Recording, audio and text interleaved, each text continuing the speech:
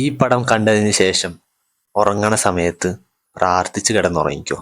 ഇല്ലെങ്കിൽ ഈ പ്രേതം നിങ്ങളുടെ സ്വപ്നങ്ങളിൽ വന്ന് നിങ്ങളുടെ സ്വൈരം തന്നെ കടത്തിക്കളയും.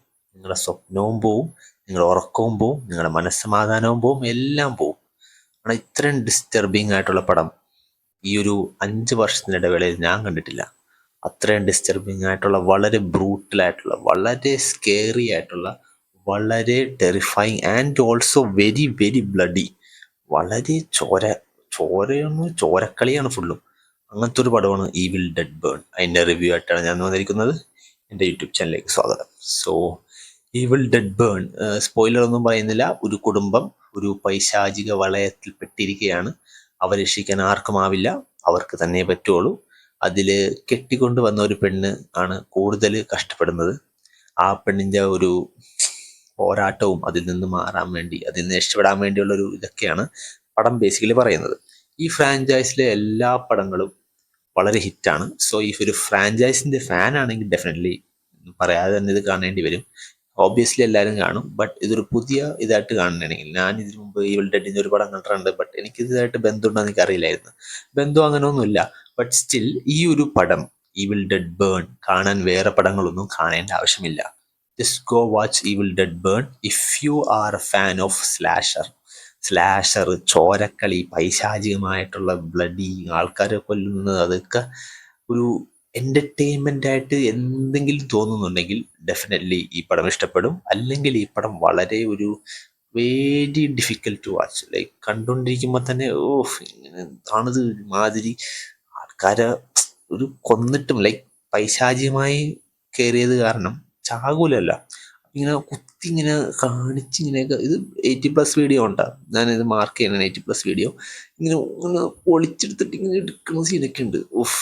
വളരെ ഗ്രൂസമാണ്. പിന്നെ വളരെ ഗോറി, അതാണ്. വളരെ ചോരയോട് ഇങ്ങനെ കുഴഞ്ഞ് ഫുള്ളും ചോര.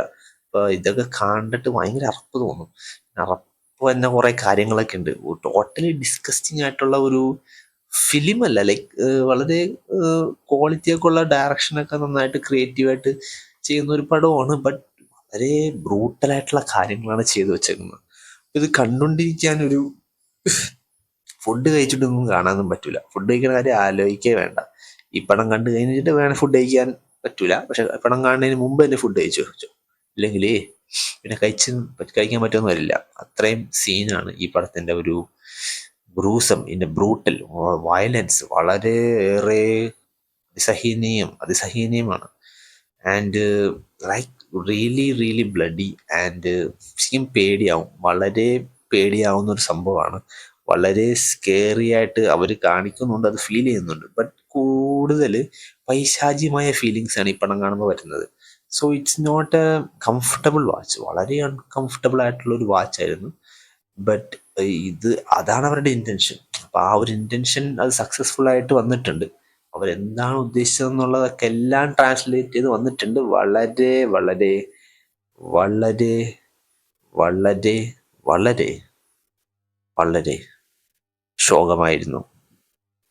പടമല്ല, എക്സ്പീരിയൻസ്. കാരണം കണ്ടുകൊണ്ടിരിക്കുമ്പോൾ തന്നെ ഒരു രീതിയിലുള്ള ഒരു എൻ്റർടൈൻമെൻറ്റും എനിക്ക് പേഴ്സണലി കിട്ടിയില്ല. ലൈക്ക് ഇങ്ങനത്തെ ഒരു ബ്ലഡി സ്ലാഷർ, മേ ബി ഒരു ചെറിയ ത്രില്ലർ എലമെൻറ്റ് കൊള്ളായിരുന്നു. ബട്ട് ഇത്രയും ചോരക്കളിയുള്ള ഒരു പടം കണ്ടുകൊണ്ടിരിക്കാനുള്ള ഒരു മാനസികാവസ്ഥയോ അതിൻ്റെ ഒരു ടേസ്റ്റോ എനിക്കില്ല. So this is A very, may be review ഇടാൻ വേണ്ടിയാണ് ഞാൻ ഈ പടം കാണേണ്ടതെന്ന് വരെ പറയാം. കാരണം അല്ലാതെ ഞാൻ ഇങ്ങനത്തെ ഒരു പടം കാണില്ല.